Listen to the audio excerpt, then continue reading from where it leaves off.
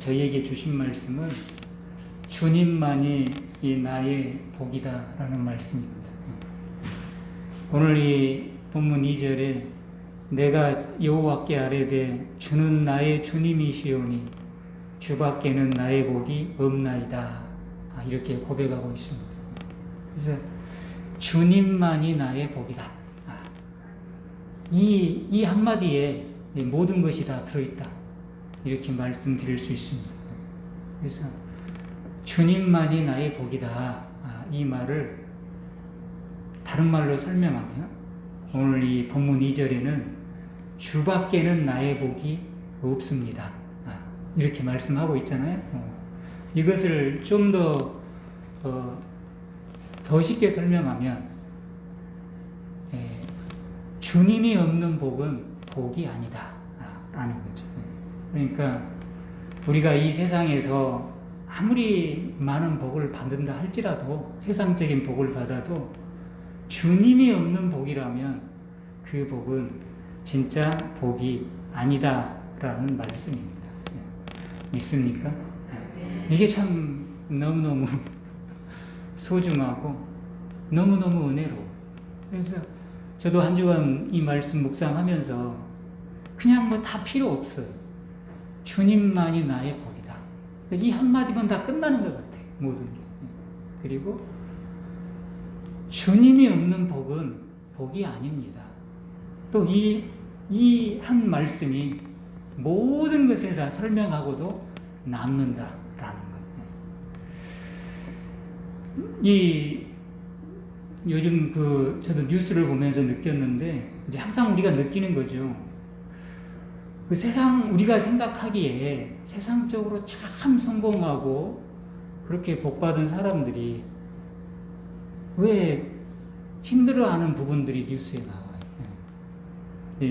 이름을 말해서 좀 미안하지만 다 아는 사실이니까. 우리 이재용 그 부회장 그분도 이번에 가석방 됐지만 또 남아있는 재판 중에 하나가 뭘 투약한 겁니까? 프로토콜 투약이 또 남아있잖아요. 그것은 예전부터 우리가 아는 일이라 그렇게 그냥 아는 사실이었는데, 저는 조금 이번에 놀란 게 그 유명한 영화배우 하정우 그 배우가 프로토콜 그걸로 재판받는다, 그 사실을 보고 이제 또 한 번 크게 놀랐어요. 그러니까 그 외에도 많은 분들이 그렇죠. 그런데 그분들을 보면, 야, 저렇게 성공했는데, 저렇게 큰 성취를 이루었는데 왜 뭐가 그렇게 안 좋아서, 어떤 어려움이 있어서 자기 이름으로만 받는 것이 아니라, 보니까 그 뉴스 보니까 하정우 씨 같은 경우에는 뭐 동생 이름, 매니저 이름, 막 여러 사람 이름을 도용해가지고 그렇게 받았다고 그래요. 자, 그런 걸 보면서 오늘 말씀을 더욱더 더 마음에 새기게 됩니다. 주님만이 나의 복이구나. 주님이 없는 복은 복이 아니구나. 곰곰이 생각해 봤어요. 왜 그럴까? 왜 우리는 그런 사람처럼 세상에서 좀 승리하기를, 좀 큰 성취를 이루기를 더 소망하는 그런 마음들이 많이 있잖아요. 그런데 우리들이 우러러보고 소망하는 그런 성취를 이룬 사람들이 왜 저리 했을까라는 걸 보면, 곰곰이 생각해 보면 분명한 사실 하나는 뭘 알 수 있습니까? 그들에게 고통이 있었다라는 거잖아요. 분명한 것은 잊고 싶은 것들이 많이 있었다라는 거예요. 더 자세히 설명드리면 잊으려고 해도 잊어지지 않는 것들이 있었다, 그거예요. 그리고 놓아버리려고 해도, 벗어나려고 해도 벗어날 수 없는 것들이 있었다라는 거예요. 그게 뭘까?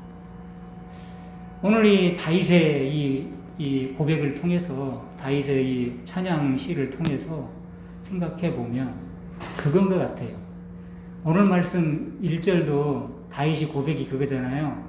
하나님이여 나를 지켜주소서. 이것 때문에 그런 것 같아요.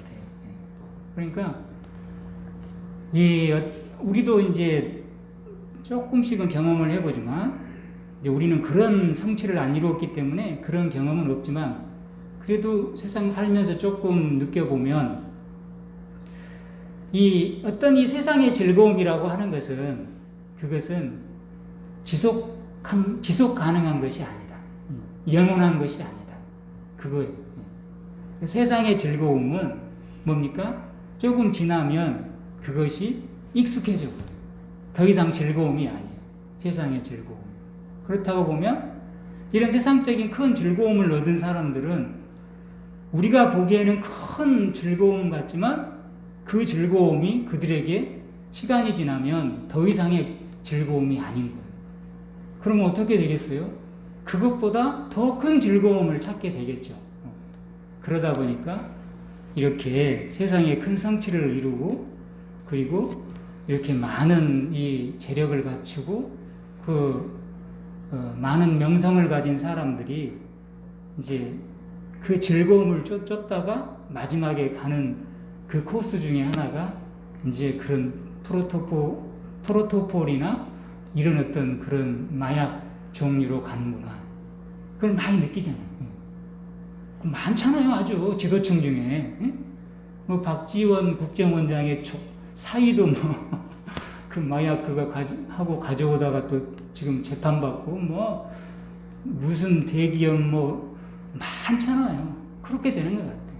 그래서 참 우리들이 보통 사람들이 생각하기에 세상에서 큰 성취를 이루고 세상에서 큰 복을 받으면 그것이 참 사모할 만한 복이고 큰 복이라고 생각할 수 있지만, 오늘 말씀처럼 주님이 없는 이 복은 아무리 큰 복이라고 해도 그것은 복이 아니구나 라는 것을 알 수 있어요.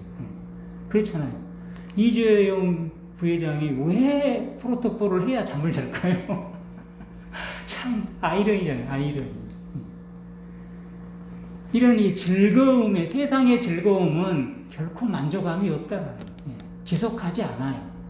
그래서 우리가 이것에 속으면 안 돼요. 세상적으로 큰 성취를 이루고 세상적으로 큰 성공을 거두면 내가 계속 즐거울 것이다 라는 생각은 안 가지는 게 좋아요. 그것은 잠시 즐거움이고 그 다음에는 허무해지는 거예요. 이렇게 가고, 그 다음에 또 한 가지 원인을 생각해 보면 이런 것 같아요. 오늘 본문의 주된 메시지가 지켜주심인데, 연예인들도 이제 보면 알지만 어떤 큰 환호를 받을 때, 큰 환호와 그런 그 사랑을 받을 때 그 사람들이 느끼는 게 뭡니까? 이 사랑을 언제, 이 환호를 잃어버릴 줄 모른다는 그 두려움을 느낀다는 거예요. 그러니까 어떻게 큰 환호를 받고 큰 사랑을 받는 사람들이 왜 저렇게 그런 정신적인 쇼크를 당하고 그런 질병이 오고 또 저렇게 또 마약도 하고 그러는가? 그것은 바로 그거예요. 첫 번째는 큰 즐거움의 끝이 없는 거예요. 세상의 즐거움은 결코 영원하지 않기 때문에 그 즐거움에 더욱더 큰 즐거움을 찾다 가다 보니까 그런 잘못된 길로 가게 되는 거고, 두 번째는 본인들이 이룬 그 지금의 그 큰 즐거움을 잃어버릴 줄도 모른다는 그 두려움, 그 즐거움을 어떻게 지킬까, 어떻게 지켜나갈까라는 그런 염려, 걱정, 그런 속에서 그들이 오히려 공황장애 같은 걸 느끼고 또 그 두려움 때문에 또 잘못된 길로 가고 이렇게 된다라는 거예요. 그런데 그래서 뭡니까? 그래서 오늘 말씀 주님이 없는 복은 복이 아니다. 그럼 왜 주님만이 나의 복이고 주님이 있는 복이 우리의 진짜 복인가? 그것은 오늘 이 시편 16편을 통해서 보면 한마디로 정리하면, 시편 16편에서 하시는 그 주된 메시지 한마디로 정리하면 하나님은 우리를 지켜주시는 분이기 때문이다 라는 사실입니다. 이거예요. 그러니까 세상적인 큰 성취를 이룬 사람들이 그 성취를 잃어버릴 줄 모른다는 그 두려움 속에서 잘못된 길로 가잖아요. 또 그것을 어떻게든 내가 지켜가야겠다는 강박관념 속에서 잘못된 길로 가잖아요. 그런데 이 다윗의 고백은 오늘 이 하나님의 성도들, 하나님을 진실로 섬기는 이 존귀한 자들이라고 표현된 이 하나님의 성도들, 하나님의 사람들은 어떤 그 은혜를, 어떤 복을 가지고 있어요? 우리를 지켜주시는 하나님이 우리와 함께합니다. 그러니까 우리에게는 지켜주시는 하나님이 있는 거예요. 그래서 뭡니까? 이 주밖에 나의 복이 없는 것이고 또 지켜주시는 하나님이 있기 때문에 오늘 후반부에 나온 말씀처럼 우리는 우리에게 기쁨과 즐거움이 또 평안이 있는 거예요. 이렇게 되는 겁니다. 이 16편에서 이 하나님의 지켜주심을 이 다윗이 노래하고 있는데 세 가지로 이제 간단하게 정리해 보면 굉장히 이제 양이 방대하잖아요. 1절 말씀을 통해서 알 수 있듯이 하나님은 첫째 우리를 환난에서 지켜주시는 분이에요. 환난에서.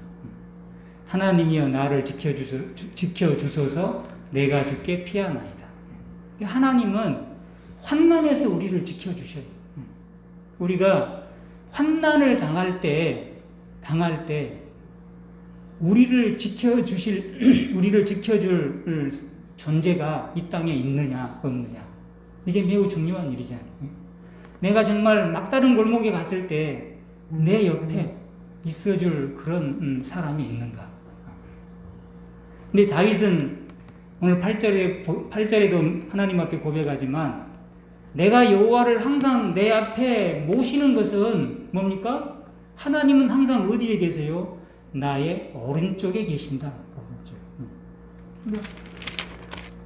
우리들이 그 환난을 당할 때 정말 내가 어려운 길을 만나고 이제 막다른 골목에 와서 그 어려움 속에 있을 때 과연 내 옆에 있어줄 사람이 누가 있을까? 그래서 그런 말도 있잖아요. 진짜 친구는 뭡니까? 어려울 때 함께하는 친구가 진짜 친구라고 그러잖아요. 그리고 우리가 점점점 우리의 삶이 어려워지면 우리가 잘 알듯이 우리와 함께 교제했던 친구들도 다 어떻게 되는 겁니까? 하나 둘씩 다 떠나가는 거예요. 그래서 정말 마지막까지 내 옆에 있어줄 사람이 누굴까? 마지막까지 내 옆에 있어줄 사람 생각납니까? 그런 사람들이 떠오릅니까? 쉽지 않죠. 가족. 그나마 가족이 마지막까지 옆에 있어줄 수 있는데 또 가족도 또 모르죠. 또 가족도. 지금 세상은 그런 세상이죠. 그런데 뭡니까? 하나님은 오늘 8절에서 고백하듯이 항상 우리의 오른쪽에 계신다. 다윗은 하나님은 항상 나의 오른쪽에 계심으로 내가 흔들리지 아니하리로다 라고 고백하고 있어요. 그러니까 세상적인 큰 성취를 이룬 사람들이 그렇게 참 단잠을 못 자고 잠을 못 자고 때로는 그런 강박관념과 어떻게 지킬 것인가 라는 이런 또 염려 걱정 속에서 힘든 삶을 살기도 한다는데 그건 뭡니까? 지켜줄 사람이 없어서 그러잖아요. 그런데 우리는 항상 우리의 환난을 당했을 때도 우리를 지켜주실 수 있는 하나님이 우리의 오른쪽에 계신다. 이렇게 다윗이 고백하고 있어요. 시편 46편을 보면 이 고라 자손이 그 하나님께 올린 찬양신데 46편 1절에서 3절을 보면 이렇게 노래하고 있어요. 하나님은 우리의 피난처시요 힘이시니 환난 중에 만날 큰 도움이시라. 이렇게 고백하고 있어요. 그러니까 하나님은 우리의 피난처고 힘이시다. 환난 중에 만날 큰 도움이시다. 라는 거예요. 그러므로 땅이 변하고 산이 흔들리고 또 산이 흔들려서 바다 가운데 빠지고 바닷물이 솟아나고 뛰놀고 이것은 뭐 엄청난 지금 환경적인 변화와 더 나아가서 또 어려움, 큰 어려움, 재앙이 일어났다 이런 것을 이렇게 표현한 거잖아요. 땅이 변하고 산이 흔들리고 또 산들이 바다에 빠지고 바닷물이 솟아나고 뛰놀고 또 바닷물이 넘쳐서 산이 흔들릴지라도 이런 일은 거의 없잖아요. 거의 일어나기 어려운 일이잖아요. 그런데 이런 큰 어려움이 있을지라도 우리는 두려워하지 아니하리로다. 이렇게 고백하고 있어요. 그건 왜 그렇습니까? 왜 두려움이 없는 거예요? 우리의 피난처 대신 우리 하나님이 오늘 환난 중에 만날 큰 도움이신 피난처 대신 하나님이 오늘 본문으로 보면 어디에 계세요? 나의 오른쪽에 계심으로 내가 흔들리지 아니하리로다. 이렇게 고백하고 있어요. 그렇기 때문에 지켜주신 하나님이 있기 때문에 환난 속에서도 지켜주시는 하나님이 있기 때문에 9절에 이러므로 이렇기 때문에 지켜주시는 하나님이 나의 오른쪽에 계셔서 나를 어떤 어려움 속에서도 흔들리지 않게 하시기 때문에 나의 마음이 기쁜 거예요. 그때 기쁨이 있는 거예요. 지켜주시는 분이 있기 때문에 기쁜 거예요. 나의 영도 즐거워하며 내 육체도 안전히 산다. 이거. 그렇죠. 하나님이 지켜주셔서 우리가 즐거워하고 그리고 우리가 또 안전하게 살 수 있다. 그런데 하나님은 오늘 다윗이 고백할 때 환난에서만 우리를 지켜주시는 것이 아니라 두 번째는 또 뭘 지켜줍니까? 5절에 보면 나의 산업과 나의 자네 소득 나의 분깃을 지키시나이다. 이렇게 말씀하고 있어요. 그러니까 우리가 어려움 속에서 지켜주는 것도 중요하지만 또 뭐가 중요합니까? 하나님께서 우리에게 이루어 주신 하나님의 축복을 지켜가는 것도 그것도 매우 중요한 거예요. 그렇잖아요.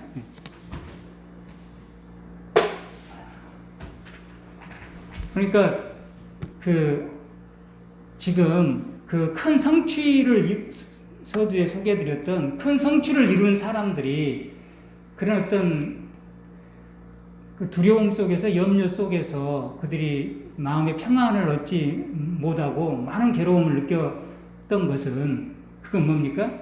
자기들이 이룬 그 성취를 어떻게 지켜나갈 것인가 이런 염려 잃어버릴 줄 모른다 지킬 수도 못 지킬 수 있다라는 그런 두려움 때문이거든요.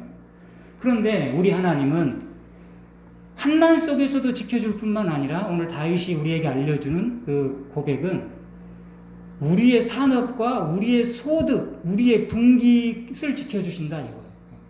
그러니까 하나님께서 우리에게 하나님이 이루어주신 그 축복도 지켜주신다라는 거예요. 할렐루야. 이게 굉장히 중요해요. 그래서 우리가 오늘 교동문 시편 127편을 봤잖아요. 교동문 55문인데 그게 이제 시편 127편이잖아요. 근데 이 127편을 보면 이제 저도 오늘 말씀 준비하면서 이 127편을 다시 한 번 또 보게 되었어요. 그게 뭐냐면 이 127편 그 1절 2절 이 부분을 보면 뭐냐면 세워주시는 분도 하나님이시지만 세워주신 것을 지켜주시는 분도 하나님이다. 이것을 우리에게 알려주고 있어요.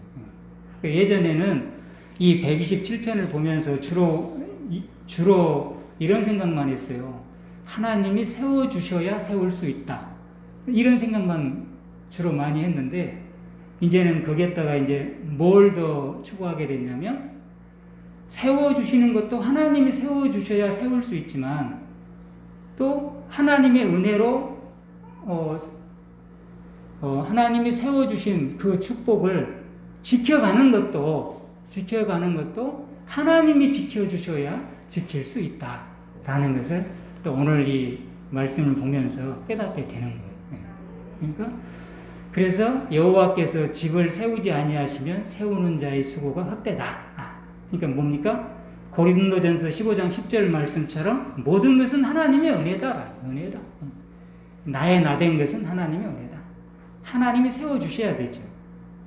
여호와께서 성을 지키지 아니하시면 파수꾼이 아무리 깨어 있어도 헛되도다. 이렇게 말씀하고 있잖아요. 그러니까 우리가 하나님의 은혜로 받은 그 축복을 지켜가는 것도, 그것도 뭐예요? 하나님께서 지켜주셔야 지켜갈 수 있다. 근데 오늘 본문 5절에는 말씀드렸듯이 여호와는 나의 산업과 나의 잔의 소득이시니 나의 분깃을 지키나이다. 이렇게 말씀하고 있지만 이 말은 결국 그거예요. 하나님께서 우리의 소득이시고, 하나님이 소득이시고, 하나님이 우리의 소득이 되어준다는 거예요. 하나님이 세워주는 거죠. 세워주시고, 그리고 하나님이 세워주신 그 소득을, 그 분깃을 지켜주신다. 이렇게 말씀하고 있어요. 그리고 이제 세 번째로 다윗이 이제 우리에게 알려주는 하나님의 지켜주심은 이제 10절, 11절 나와 있는데, 우리의 생명을 지켜주시는 분이에요. 생명을 지켜주시는 분이에요. 그러니까 하나님의 지켜주심이 세 가지인데, 첫째는 환난에서 지켜주고, 둘째는 우리의 그 산업과 소득, 하나님이 주신 축복을 지켜주시는 것이고, 세 번째는 우리의 생명, 더 나아가 영원한 생명을 지켜주시는 분이다. 이렇게 이제 말씀하고 있습니다. 그래서 이 10절 보면 주께서 내 영혼을 수월에 버리지 아니하시며, 수월은 이제 그 죽음의 세계죠. 지하 세계에 버리지 아니하시며 주의 거룩한 자를 멸망시키지 않으실 것이니이다. 멸망 안 시킨다는 거죠. 그죠? 지켜준다는 거죠. 대신에 멸망시키지 않고 11절에 주께서 생명의 길을 내게 보이시니, 살 길을 보여준다는 거예요. 살 길을. 내 주의 앞에는 충만한 기쁨이 있고 주의 오른쪽에는 영원한 즐거움이 있나이다. 이렇게 이제 고백하고 있는 거예요. 이제 말씀을 정리를 해야 되는데 시간이 가서 이 시편을 앞으로 조금 몇 편을 더 보고 싶어요. 시편을 이번에 좀 보면서 이제 더 이제 마음에 와 닿는 게, 시편이 150편이잖아요. 근데 거기서 무려 다윗이 지은 시편이 73편, 73편에 해당해요. 제가 조금 한두 개 틀릴 수 있는데 그렇게 기억을 합니다. 거의 절반을 다윗이 시편을 썼어요.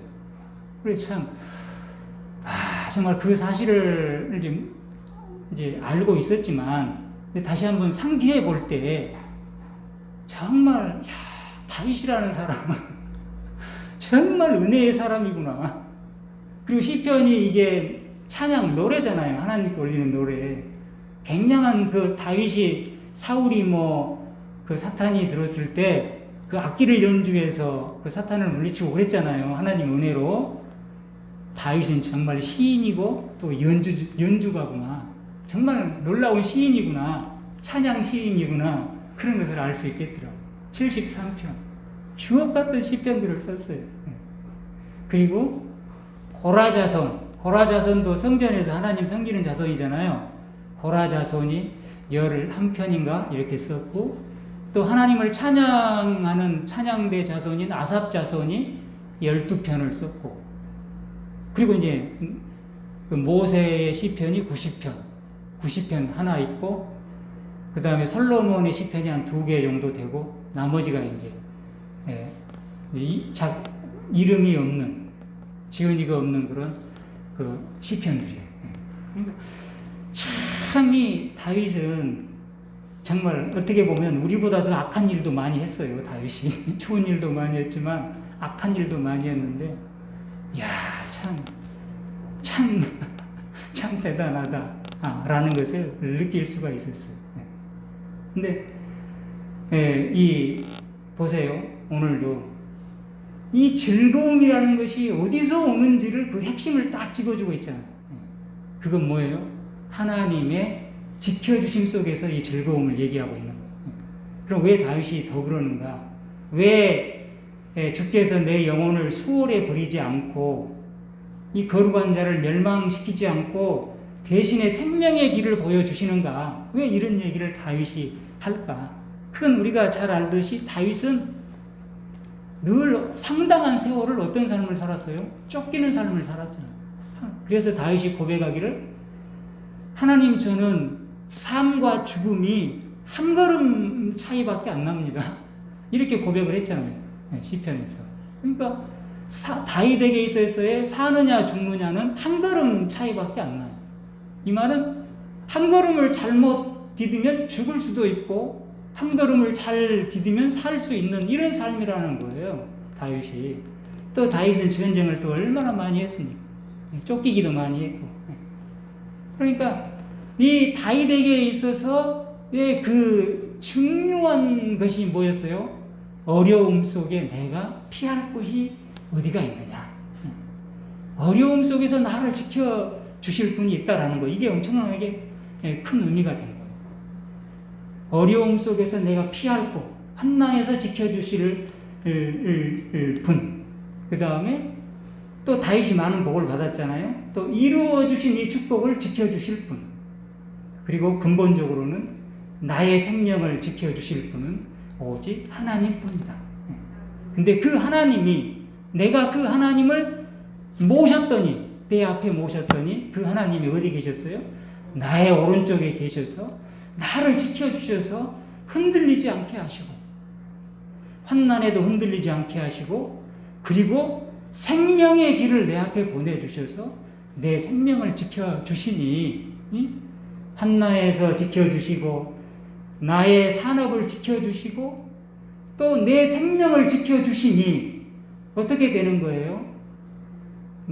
나는 하나님 앞에서 기뻐할 수밖에 없는 것이에요. 근데 기쁨이라는 것은, 즐거움이라는 것은 이런 안정감 속에서 오는 거예요. 안정감 속에서. 그죠? 우리가 사는 것도 굉장히 불안하게 되고 근심 염려가 많으면 내가 내일 어떻게 될지 모르고 앞으로 어떻게 될지 모른다고 하면 기쁨이 없는 거예요. 그죠? 그런데 우리의 미래가 안정된 미래가 이렇게 예비되어 있으면 거기서 우리가 안도감을 누리고 스트레스를 덜 받고 그리고 거기서 이제 기쁨과 즐거움을 누리게 되는 거예요. 원초적으로. 그런 부분을 얘기해 주고 있어요. 그런데 다윗이 확실하게 얘기해 주는 것은 우리가 세상적으로 아무리 큰 성취를 이루고 안전장치를 이루었다 할지라도 뭡니까? 우리를 지켜주시는 분은 누구밖에 없다는 거예요?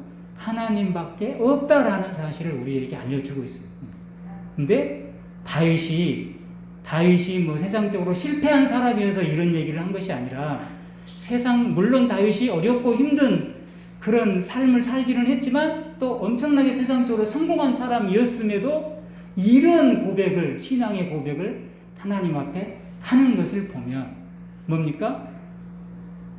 주님만이 우리를 지켜주실 수 있고 그래서 주님이 계셔야 우리가 아무리 세상적인 성취를 많이 해도 진짜 그 복이 진짜 복이다 라고 고백하는 이 다윗의 찬양시 오늘 시편 16편은 진짜입니까? 가짜입니까? 진짜라는 거예요. 진짜. 할렐루야. 이 말씀을 마칩니다. 오늘 서론에서 예를 들었듯이 하나님의 지켜주심이 없는 그런 삶은 항상 불안한 삶이고 그리고 진짜 그 만족과 그 기쁨이 없는 삶이에요. 그런데 하나님께서 지켜주시는 그 삶, 오른쪽에 계셔서 흔들리지 않도록 지켜주시는 그 삶은 뭡니까? 오늘 9절에 하나님이 지켜주심으로 내 마음이 기쁘고 나의 영도 즐겁고 내 육체도 안전히 살리니 라는 말씀. 또 11절 주께서 생명의 길을 내게 보이시리니 이제 충만한 기쁨이 있고 영원한 즐거움이 있다 라는 이 말씀처럼 하나님이 지켜주시는 삶은 우리에게 뭡니까? 또 그것을 믿고 그 믿음으로 살아가는 삶은 어떤 삶이라는 거예요? 즐거움과 충만한 기쁨과 영원한 즐거움, 몸과 마음과 영이 즐거운 진짜 복된 삶이다 라는 것을 알려주고 있어요. 예. 그래서 9절에 마음이 기쁘고 영이 즐겁고 육체가 안전하다 그랬잖아요. 몸과 마음과 영. 그래서 우리 예담교회는 이 하나님의 지켜주시는 이 은혜, 이 하나님을 통해서 마음과 몸과 영혼이 즐거운 그런 우리 예담교회 저희 모두가 되기를 주님의 이름으로 축원을 드립니다. 아멘.